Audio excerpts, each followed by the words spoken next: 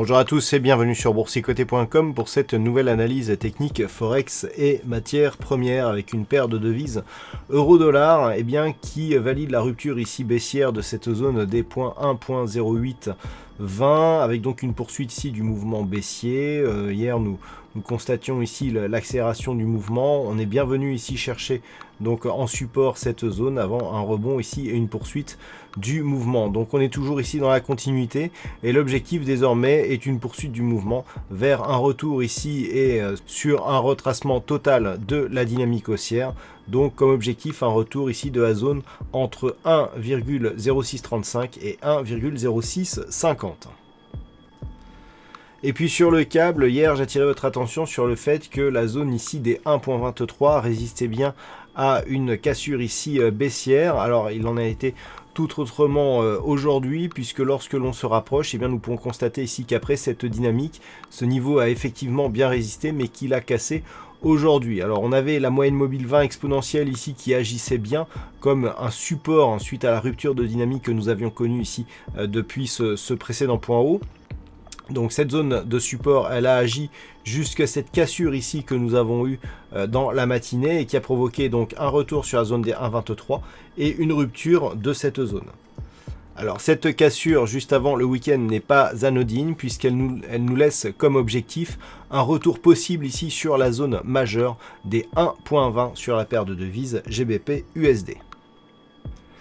Et puis sur l'or, nous assistons toujours à un mouvement très dynamique puisqu'après cette impulsion qui nous avait ramené ici sur ce point haut proche des 1640 $ l'once, les cours avaient évolué entre ce point haut et le premier retracement de Fibonacci à 23,6%.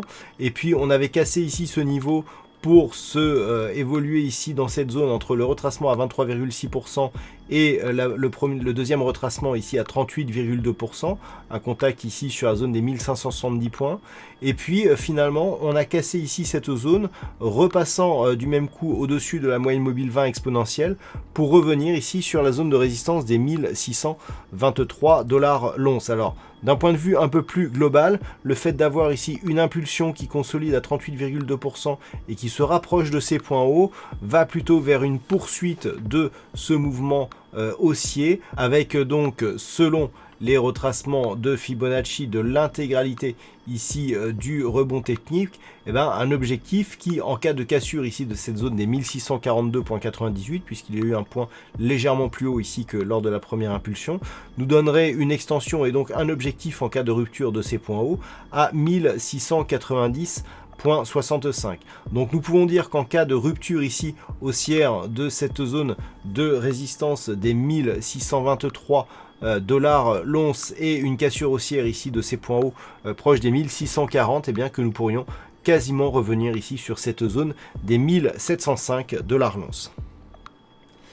Et puis enfin sur le WTI, nous avons eu ici une impulsion haussière depuis hier, depuis les déclarations de Donald Trump qui affirme avoir un accord avec l'Arabie Saoudite. Donc on a eu ici une première impulsion hier, suivie d'une consolidation.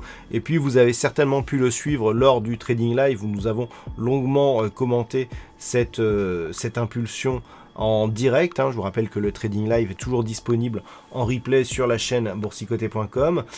Nous avons donc assisté à un test ici de la zone des 28 $ le baril, cette zone qui était précédemment support ici, qui avait été cassée à la baisse, qui était devenue résistance par manque de conviction ici pour aller marquer des points bas significatifs largement inférieurs ici à cette bande des 20,50 $ le baril.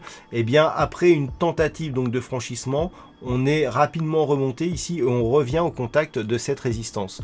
Donc là, de deux choses l'une, soit les cours restent sous cette zone et on peut avoir une zone de neutralisation entre 20 et 28 $ le baril, soit on casse ici cette zone avec donc comme objectif une réintégration du range que nous avions précédemment entre 28 et 35,50 $ le baril. Ce que nous pouvons aussi constater, c'est que depuis l'ouverture ici de ce gap, on oscillait sous la moyenne mobile 20 exponentielle, que les choses ont changé cette semaine et que cela peut nous donner un signal de retournement majeur. Attention toutefois, dans un contexte ici où le RSI est en surachat et les histogrammes commencent déjà à donner des signes de plafonnement, eh bien on pourrait bien avoir ici une neutralisation. Donc tout se jouera sur une éventuelle rupture ici de cette zone des 28 $ l'once.